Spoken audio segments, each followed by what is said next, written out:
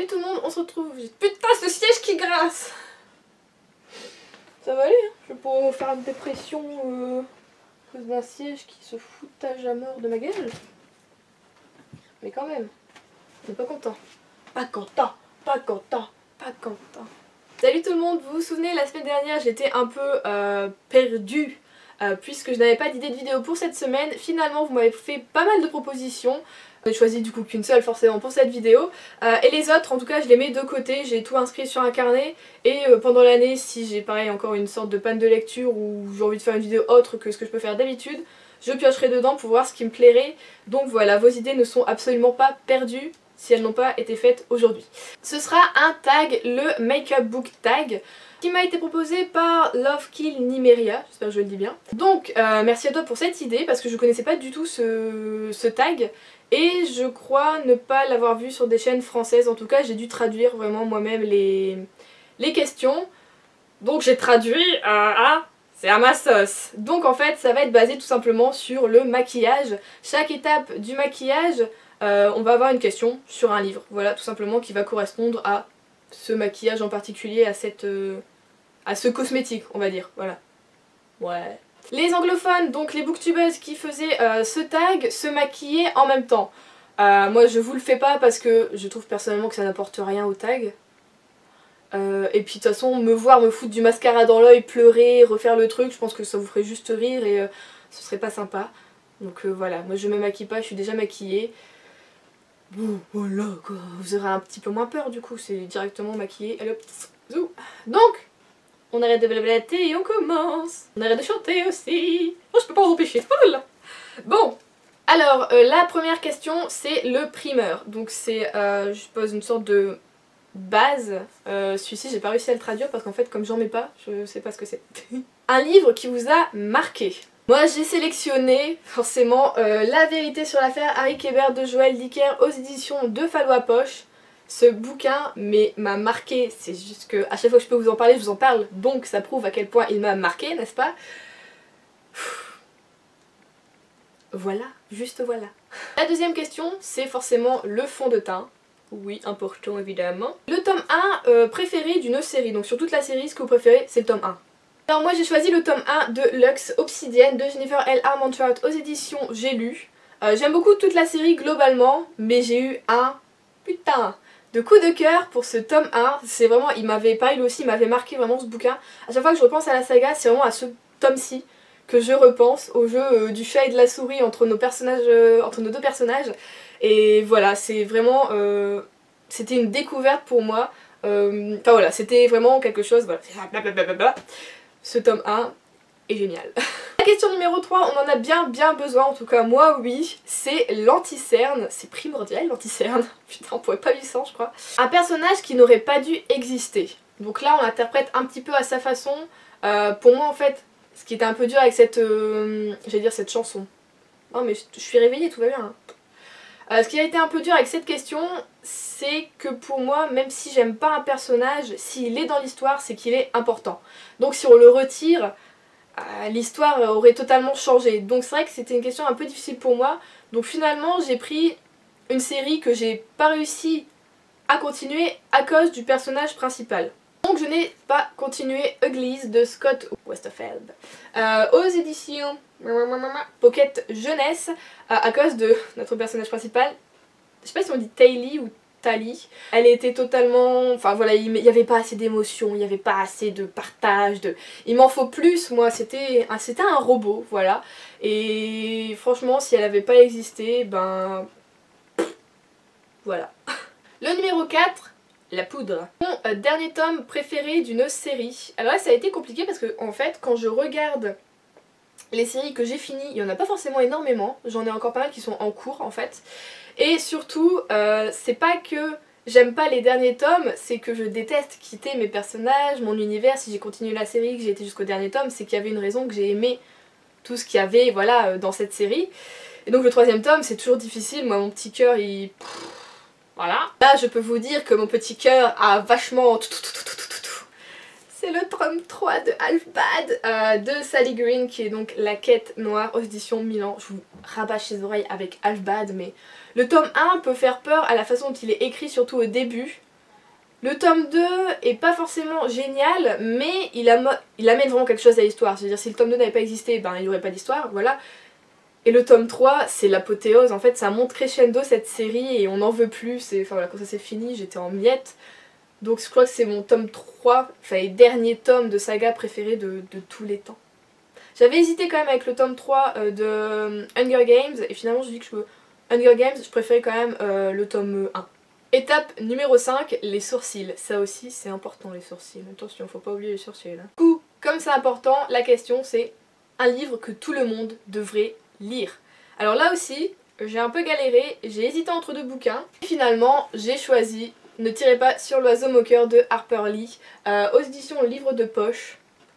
Ce bouquin, en fait, quand je l'ai lu, je me suis dit, enfin parce que j'en avais entendu parler depuis des années et des années, et je me suis dit Juliette, pourquoi tu l'as pas lu avant, pourquoi tu l'as pas lu avant. Il est vraiment génial et à chaque fois que je le vois j'ai envie de faire une relecture parce que j'ai le tome 2 dans ma palle, mais je veux relire le tome 1 avant de lire le tome 2, même si voilà ça se passe à beaucoup de temps entre les 2 tomes. Enfin voilà, je trouve que c'est une nécessité de lire Ne tirez pas sur l'oiseau moqueur. Il faut le lire, sinon après c'était j'avais hésité avec Orgueil et Préjugés de Jane Austen, mais voilà, je pense qu'il vaut mieux lire Ne tirez pas sur l'oiseau moqueur. L'étape numéro 6, l'ombre à paupières. Alors personnellement je me maquille pas du tout dans ce sens-là je crois. C'est-à-dire que les sourcils moi je les fais à la fin. Bon on s'en fout. Alors un livre avec votre couleur favorite en couverture. Sachant que je fais partie de ces gens chiants qui n'ont pas de couleur favorite mais qui en ont 3-4, qui mettent de temps. Enfin vous voyez, j'ai plusieurs couleurs. Du coup j'ai pris un livre qui regroupait quelques couleurs que j'aime bien. J'ai donc choisi le tome 2 de Winter Haven de Christy Cook aux éditions Scarlett. Donc ce tome 2 c'est Mirage. Vous avez un vert bleuté, vous avez du mauve, même si moi je mets plus on va dire du bordeaux lit de vin. Le mauve ça compte quand même. Et le papillon est bleu. Voilà, donc on a 3 de mes couleurs que je mets souvent. Après bon bah un noir, je considère pas ça comme une couleur, sinon puis les couvertures noires on en a 150 000. Mais voilà, j'ai toujours été amoureuse des couvertures de cette série, le tome 1 aussi est super beau. Il est là. Bouge-toi Bobby, merci. Le tome 1 aussi ouais, il est super beau, alors j'aurais pu le mettre parce qu'il y a aussi du vert, du bleu et du rose foncé bizarre. Donc voilà, mais malheureusement cette série n'a pas été continuée en France, il faudrait que je lise en anglais si je le voulais. Ouais, peut-être un jour. L'étape numéro 7, l'eyeliner.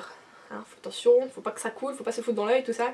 Correspond donc à un livre sombre et mystérieux. Dès que j'ai pensé à ça, j'étais là, bon on va partir jouer dans les thrillers, dans les policiers, et pouf, je me suis souvenu Shutter Island.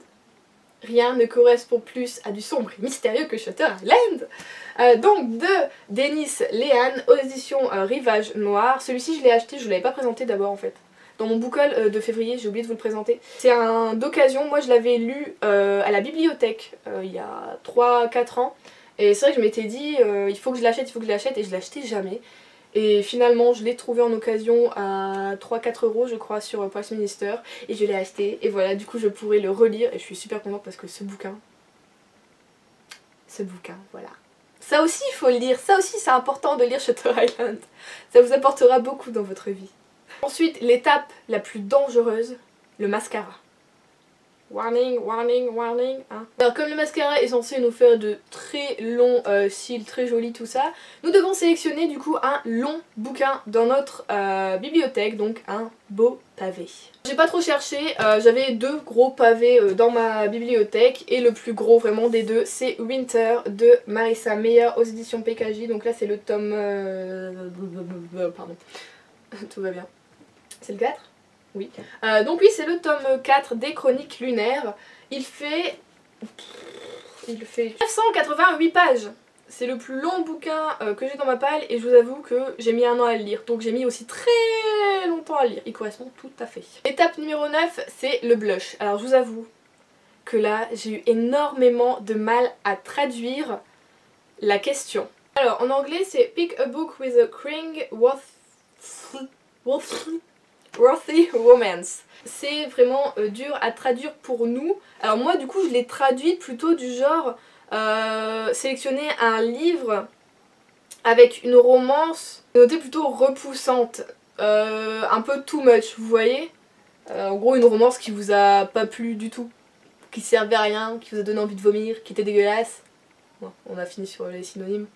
sélectionné Quand l'amour s'invite à Noël de Tara Taylor Quinn aux éditions Harlequin. Ce bouquin était vraiment trop bizarre, la romance était trop bizarre, les personnages étaient trop bizarres.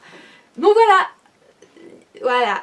Dites-moi alors vous comment vous traduisez cette question, je vous l'écrirai de toute façon dans les... Je vous mets les questions tout en bas, hein. Je vous l'écrirai en anglais pour voir comment vous traduisez tout ça, mais moi j'ai un peu galéré. Bon, donc voilà, c'est ce qui correspondait le plus un peu dans la bibliothèque à ce niveau-là. Question numéro 10. Le highlighter. Bon bah tout le monde n'en met pas. Un livre qui a illuminé vos jours. Alors pareil là on interprète un peu de la façon dont on veut. Puisque moi les jours hyper ensoleillés, je lis le bouquin, il a illuminé ma journée, voilà. Ou alors juste un bouquin qui vous a fait vous sentir bien, je suppose. J'ai sélectionné. Oui, le tome 1 d'Hôtel des souvenirs de Nora Roberts, qui est donc Un parfum de chèvrefeuille aux éditions J'ai lu. En fait, Nora Roberts, ce tome-ci, cette série-ci, m'a fait vraiment découvrir la romance contemporaine comme je ne la connaissais absolument pas. Pour moi, c'était, vous voyez, les Harlequins d'il y a 20 ans, avec les couvertures hyper kitsch et tout ça. Et j'ai découvert cette série et c'était genre, mon dieu, révolution.